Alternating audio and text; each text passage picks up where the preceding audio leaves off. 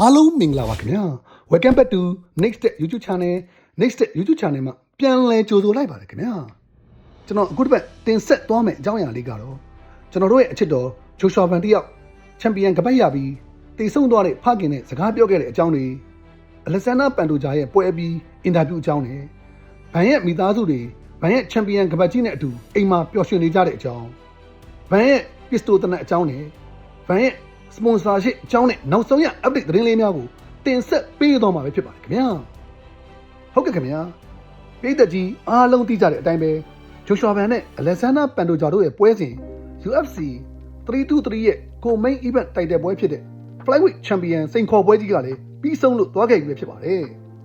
အားလုံးမျှော်လင့်မထားတဲ့အဖြစ်အပျက်လေးတစ်ခုကတော့ပန်တိုဂျာက M accident တစ်ခုဖြစ်ခဲ့ပြီးဘန်ကပဲဒိုင်ဆိုပြတ်ချက် TKO နဲ့ပွဲချိန်26စက္ကန့်မှာအနိုင်ရရှိခဲ့ပါတယ်ဒါကြောင့်ဘန်က UFC ရဲ့ New Flyweight Champion လေးဖြစ်ခဲ့ရပါပြီဟုတ်ကဲ့ခင်ဗျာကျွန်တော်တို့ရဲ့အချစ်တော်ဂျိုရှွာဗန်တယောက်ချန်ပီယံကပတ်ကိုရရှိပြီးနောက်နေ့ဘာတွေဆက်လုပ်နေတယ်ဆိုတာကိုပြည်သက်ကြီးသိအောင်ဆက်ဆွဲလိုက်အောင်ဗျာဟုတ်ကဲ့ခင်ဗျာဘန်ကကပတ်ရပြီးအိမ်ပြန်ရောက်တော့မိသားစုနဲ့အတူအိမ်မှာ Family Prayer မိသားစုဆုတောင်းပွဲလေးလုပ်ခဲ့ကြပါတယ်တဲ့ပြီးတော့သူ့ရဲ့ငွေချင်းတွေနဲ့အတူတညာလုံးအောင်ပွဲခံခဲ့ကြပါတယ်ဂျိုရှွာဗန်ကသူ့ရဲ့ဖုန်းစကရင်မှာ2026ခုနှစ်မှာချန်ပီယံဖြစ်ရမယ်ဆိုပြီးအိမ်မက်တစ်ခုကိုအရင်ကတည်းကရှိထားခဲ့ပါတယ်တကယ်တော့အဲ့ဒီအိမ်မက်ကို2025ဒီဇင်ဘာမှာအကောင့်ထဲပေါ်ခဲ့ပါတယ်တဲ့ဒါအပြင်ဂျိုရှွာဗန်ရဲ့ပစ္စတိုတနက်မှာလည်း World Champion ဒီဇင်ဘာ6 2025ဆိုပြီးသူ့ရဲ့တနက်မှာစာတမ်းရေးထိုးထားခဲ့ပါတယ်ဒီတနက်ကမကြခင်မှာပဲထွက်ရှိလာတော့မှာပဲဖြစ်ပါတယ်ခင်ဗျာသူအခုလိုချန်ပီယံဖြစ်ခဲ့လို့လေဘန်ကသူဘာမှပြောင်းလဲသွားတာမရှိပါဘူးတဲ့အရင်တိုင်း normal ပါပဲတဲ့ခင်ဗျာ nothing change ပါပဲတဲ့ဟုတ်ကဲ့ဘန်ရဲ့ဖခင်ကိုဂုဏ်ပြုတဲ့အကြောင်းလေးကတော့ဘန်ကသူအသက်16နှစ်မှာသူ့ရဲ့ဖခင်ကဆုံးမသွားခဲ့ပါတယ်အခုဆိုရင်ဘန်ရဲ့ဖခင်ဆုံးမသွားခဲ့တာ10နှစ်ရှိခဲ့ပါပြီဘန်ရဲ့ဖခင်ကို Houston Cemetery တင်းချိုင်းမှာမြုပ်နှံထားခဲ့ပါတယ်ဘန်ကသူ့ဖခင်ရဲ့အုတ်ဂူရှိရာကိုချန်ပီယံကပတ်ကိုယူကာတွားရောက်ခဲ့ပါတယ်သူ့ဖေရဲ့အုတ်ဂူရှိကိုတွားပြီးသူ့ဖေနဲ့တူစကားတွေပြောနေခဲ့ပါတယ်ဘန်ကချန်ပီယံကပတ်နဲ့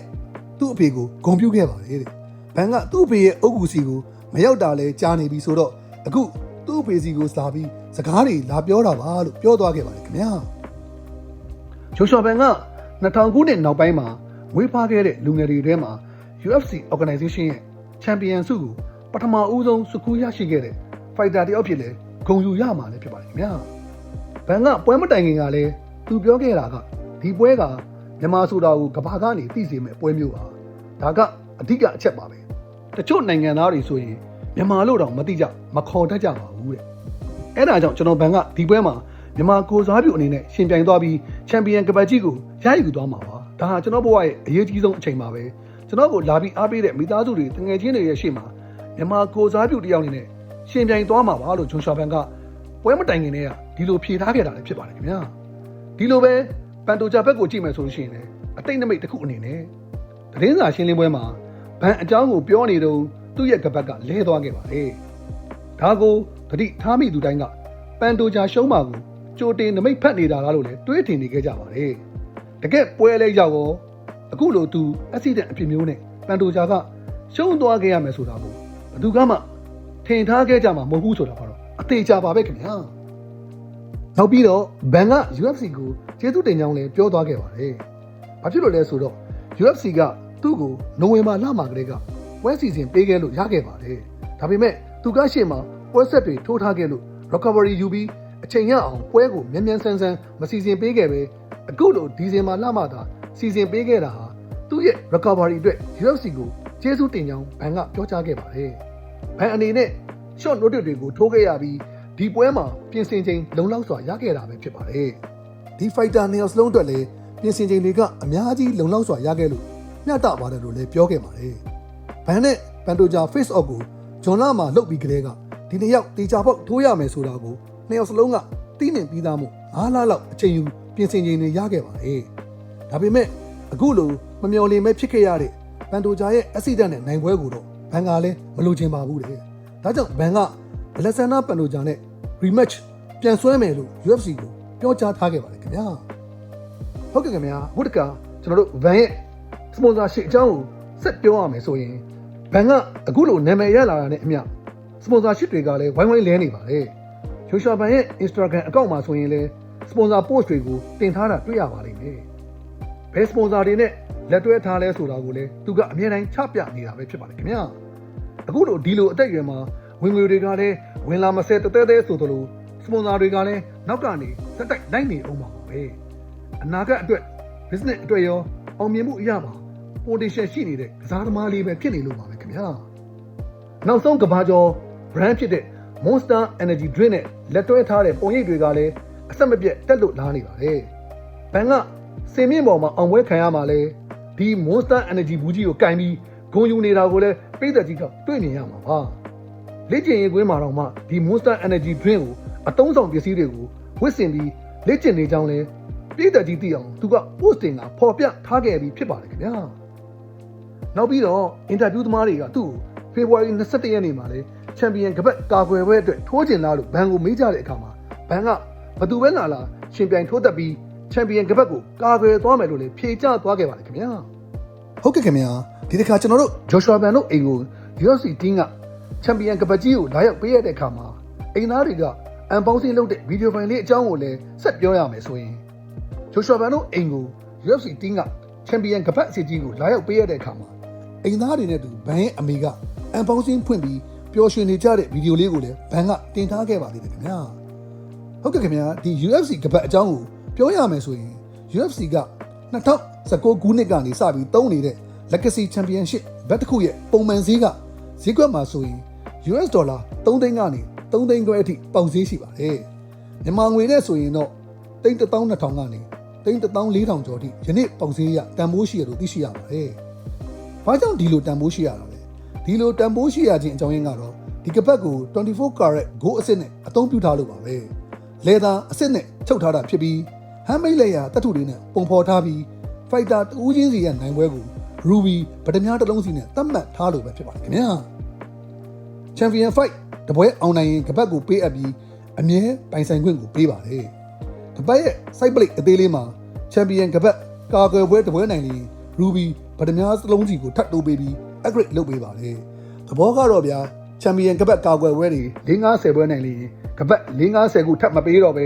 ဲဒီကပတ်ရဲ့ side plate လေးမှာ ruby ဗဒမြားတစ်လုံးစီကို UFC ကနေထပ်တိုးပေးသွားပြီး upgrade လုပ်ပေးတဲ့သဘောပါပဲခင်ဗျာ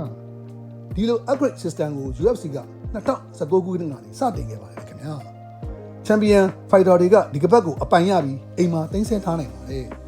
fighter တွေတေဆုံးသွားတဲ့အခါမှာလည်းသူ့ရဲ့မိသားစုဝင်တွေကအမွေစက္ကန့်ဝင်ရရှိပါတယ်ဒီလိုတန်ဖိုးကြီးတဲ့ကပတ်ဖြစ်ပေမဲ့ UFC ကတော့ပြန်မသိမ်းတော့ပါဘူးတဲ့ခင်ဗျာဟုတ်ကဲ့ဗန်ရဲ့အိမ်ကချန်ပီယံဘက်အန်ပေါင်းစင်းဗီဒီယိုထဲမှာဗန်ရဲ့အမေကယောက်ျားဆိုတာပြောတဲ့အတိုင်းဂရိတီအောင်လှုပ်ပြရတယ်ဆိုတဲ့အတိုင်းပဲ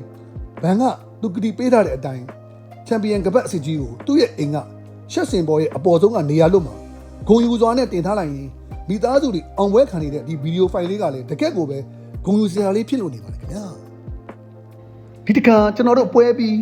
အလက်ဆန်နာပန်တိုဂျာပြောခဲ့တဲ့အကြောင်းလေးတွေကိုလည်းနားထောင်ကြည့်လိုက်ရအောင်ဗျာပန်တိုဂျာကဒီလို UFC ပြိုင်ပွဲမျိုးမှာဒီလို accident မျိုးကဖြစ်တတ်ပါတယ်တဲ့ကျွန်တော်ဘဝမှာဒီနေ့ကတကက်ကိုအဆိုးရွားဆုံးနေ့ပါပဲ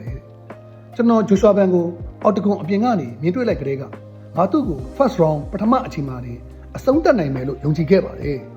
်အဲ့ဒါကြောင့်လည်းကျွန်တော်ကအကောင်းဆုံးလေ့ကျင့်ခဲ့ပါတယ်ဝစ်ကက်လည်းလုပ်နိုင်ခဲ့ပါတယ်ကျွန်တော်ရဲ့ဘဝမှာအကောင်းဆုံးတွေပြင်ဆင်ထားခဲ့ပါတယ်အတကန်ဝင်းထဲလဲရောက်တော့စိတ်လက်ပေါ်ပါပြီးအရာရာအားလုံးကကောင်းမွန်နေခဲ့ပြီးအေးဆေးပါပဲဒီအော်တကွန်ဝင်းကြီးကလည်းကျွန်တော်အတွက်နှစ်ပေါင်းများစွာရင်းနှီးခဲ့ရတဲ့နေရာကြီးတစ်ခုဖြစ်လို့နေပါတယ်ဒီကပတ်ကလည်းကျွန်တော်ရဲ့ချန်ပီယံကပတ်ကြီးပါပဲကျွန်တော်ဘဝတစ်လျှောက်လုံးအခုချိန်ထိဒါကိုပဲစိတ်မမက်စူးစမ်းလှုပ်ဆောင်ခဲ့တာပဲဖြစ်ပါတယ်ဒါပေမဲ့ဗျာဂျိုရှွာဘန်ကအခုတော့ဒီကပတ်ကြီးကိုအနိုင်ရယူသွားတာပါဒါကဂျိုရှွာဘန်ရဲ့ကံကြမ္မာပါပဲဒီနေ့ကလည်းဂျိုရှွာဘန်ရဲ့နေ့ပါပဲကျွန်တော်အတွက်တော့မဟုတ်ခဲ့ရပါဘူးတဲ့ကျွန်တော်ကဘုရားသခင်ကိုယုံကြည်သူဖြစ်တဲ့အတွက်ဘုရားသခင်စီမှာဆုတောင်းခဲ့ပါတယ်ကျွန်တော်ပြန်ပြီးအလုပ်စူးစမ်းခြင်းနဲ့ကပတ်ကြီးကိုလည်းပြန်ယူခြင်းပါတယ်ကျွန်တော်ရဲ့ fan တွေအားလုံးရဲ့ message တွေကိုလည်းကျွန်တော်ရရှိပါတယ်အထူးလည်းကျေးဇူးတင်ပါတယ်ကျွန်တော်ကမိသားစုနဲ့အတူသူများကိုအထင်ကြီးလေးစားတတ်တဲ့လူတစ်ယောက်ပါဘသူ့ကိုမှရိုင်းဆိုင်တဲ့စကားတွေပြောမဲ့လူစားမျိုးမဟုတ်ပါဘူးဒါကြောင့်ဒီကပတ်ကြီးကိုကျွန်တော်အိမ်ကိုပြန်ယူလာပေးမယ် အဲ့အတွက်အလုပ်ကိုပြန်စူးစမ်းမှမယ်အားလုံးကိုကျေးဇူးတင်ပါတယ်အိမ်ပြန်ရောက်တာနဲ့ဒီအိမ်မက်ကိုပြန်လဲအကောင့်တွေပေါ်ဖို့တဲ့စူးစမ်းသွားမှာပါလို့ပန်တိုဂျာကပြောကြားသွားခဲ့ပါတယ်ခင်ဗျာတကယ်တော့ပန်တိုဂျာကအောက်ခြေကနေလာပြီးစူးစမ်းခဲ့ရတဲ့လူကောင်းတစ်ယောက်ပဲဖြစ်ပါတယ်အခုသူတို့နှစ်ယောက်ဖြစ်တဲ့ဘန်နဲ့ပန်တိုဂျာဟာတကယ်တော့နှိမ်ချတတ်တဲ့လူကောင်းတွေပဲဖြစ်ပါတယ်ဘန်ကလည်းပန်တိုဂျာမြန်မြန်ရကာဘာဖြစ်ပြီးရီမက်ပြန်ချဖို့တောင်းဆိုထားပါတယ်ခင်ဗျာဟုတ်ကဲ့ခင်ဗျာအခုဆိုဘန်ကလည်းသူ့ရဲ့အိမ်မက်တိုင်းစူးစမ်းခဲ့လို့အခုဆိုရင်သူ့အိမ်မှာသူလိုချင်တဲ့ချန်ပီယံဘက်ကပတ်ကြီးကလည်းရောက်ရှိနေခဲ့ပါပြီချန်ပီယံကာကွယ်ပွဲတွေလိုလည်းဆက်လက်ရှင်ပြိုင်ရင်းကပတ်ကိုကာကွယ်သွားရမယ့်တောင်းရင်ကသူ့ရဲ့ပခုံးပေါ်ကိုရောက်လွတ်လာခဲ့ပါပြီကျွန်တော်တို့မြန်မာပြည်ပြည်သက်ကြီးကလည်းဂျိုရှွာဘန်ကိုဆက်လက်အားပေးဝင်းရရင် support လုပ်လိုက်ကြရအောင်လားဗျာဟုတ်ကဲ့ခင်ဗျာကျွန်တော်ဒီတစ်ပတ်တင်ဆက်ခဲ့တဲ့ဂျိုရှွာဘန်ရဲ့နိုင်ပွဲအပြီး update သတင်းလေးများကိုပြည်သက်ကြီးစိုက်နှစ်တက်ကြလိမ့်မယ်လို့မျှော်လင့်မိပါတယ်ခင်ဗျာကျွန်တော်ရဲ့ comment box မှာလည်းကျွန်တော်တို့ရဲ့ဂျိုရှွာဘန်ကိုချစ်တယ်ဆက်လက်အားပေးနေမယ်ဆိုရင်သူ့ကိုဂုဏ်ပြုတဲ့အနေနဲ့ Van Champion လို့ရေးခဲ့နိုင်ပါတယ်ခင်ဗျာကျွန်တော်တို့ next YouTube channel ကိုအားပေးနေပြည်သက်ကြီးကိုလည်းအထူးကျေးဇူးတင်ရှိပါတယ်နောက်လာမယ့်အပတ်တွေမှာလည်းကောင်းတဲ့ကောင်းဆက်လက်စူးစမ်းသွားပါမယ်ခင်ဗျာ Thank you for watching. Please like and do subscribe. Thank you. See you again.